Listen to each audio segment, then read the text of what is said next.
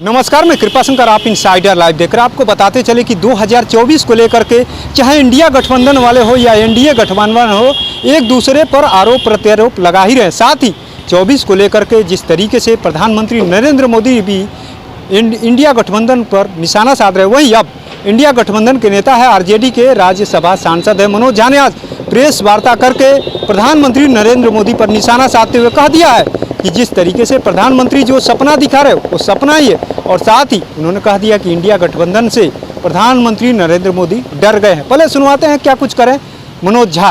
अगस्त की भी पूरी टिप्पणी आप देख लीजिए, आने वाले दिनों में भी आप देखेंगे।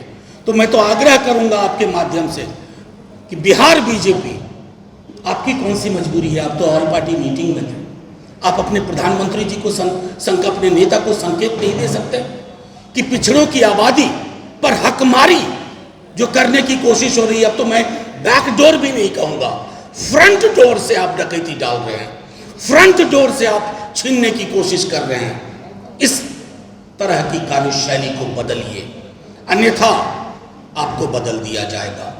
आम आवाम बहुत परेशान है, मैं बता रहा हूं, दोहरा रहा हूं, तिहरा रहा हूं। हर जाति का अवलोकन होगा, हर जाति की सामाजिक आर्थिक परिस्थितियां जानी जाएंगी, और एक बार अगर वो दस्तावेज होगा, वो दस्तावेज हमारे कार्यशैली का आधार होगा, हमारे बजट का आधार होगा, हमारी नीतियों का आधार होगा। क्या आप नहीं चाहते हैं प्रधानमंत्री जी? क्या गृह मंत्री जी आप ये नहीं चाहते हैं? ये गांधी अंबेडकर का देश है, ये अधिकार लेना जानता है, और आपको ये चुनौती दी जा रही है।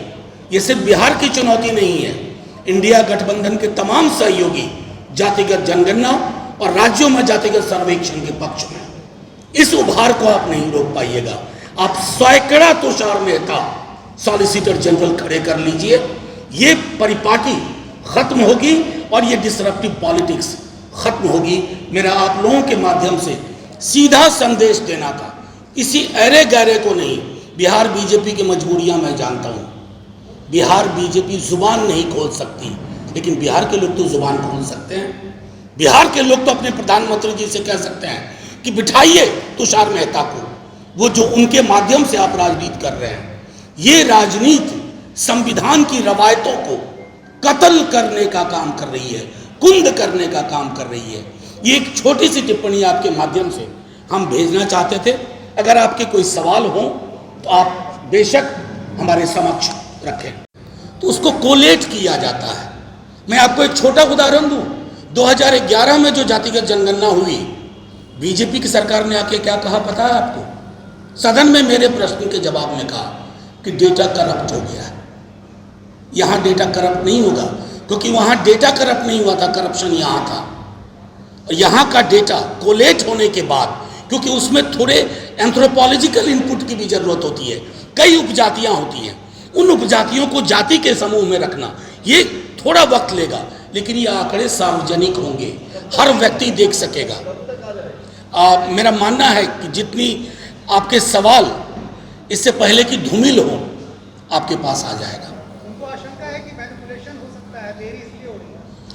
अब उनकी आशंका का इलाज किसी अस्पताल में मेरे पास नहीं है। इस तरह के सवाल मनोरोगी पूछते हैं, और राजनीति में अगर किसी को मनोरोग हो जाए तो मैं उसके तो स्वस्थ होने की कामना करूंगा, आपके साथ मिलकर प्रार्थना करूंगा। अंतर विरोधों के ये कारवां चल पड़ा, लगभग आंकड़े पूरे हो गए। अब मैं आपको इसमें प्रधानमंत्री कार्यालय की भूमिका बताता हूं। एक इंडिविजुअल पिटिशनर जाता है, एक संस्था जाती है जिसको कहते हैं हम youth for equality. Youth for equality is actually youth for inequality.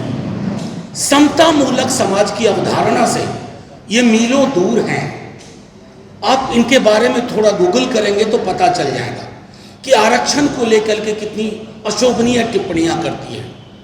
अब वो संस्था जब जाती है सुप्रीम कोर्ट, पहले तो हाई कोर्ट में जब वेकेशन से पहले एक इंटरिम सा स्टे था, मिठाइयां बांटी गई भाजपा कार्यालय में। ये मिठाइयां किसके आंसुओं पर आप बंटवा रहे थे? पिछड़े वर्ग, अत्यंत पिछड़े वर्ग। आप एक तरफ तो बाबा साहब भीमराव अम्बेडकर पर माला चढ़ाते हैं और उनकी बात को आत्मसात नहीं करना चाहते हैं, उनकी बातें आपको चुभती हैं। तो मिठाइयाँ आपने बांटी, चलिए हमने कलेजे पे पत्थर रख लिया, फिर हाईकोर्ट ने वो जो इंतरिम था उसको हटाकर। तो आपने सुना किस तरीके से राज्यसभा सांसद है मनोज झा, उन्होंने साफ कर दिया कि जब से इंडिया गठबंधन है तब से प्रधानमंत्री डर गया, और साथ ही उन्होंने कहा दिया कि जिस तरीके से जो प्रधानमंत्री सपना दिखा रहे हैं वो सिर्फ सपना ही, हकीकत नहीं है। तो ऐसे ही तमाम खबरों को देखने के लिए इनसाइडर लाइव देखते रहे।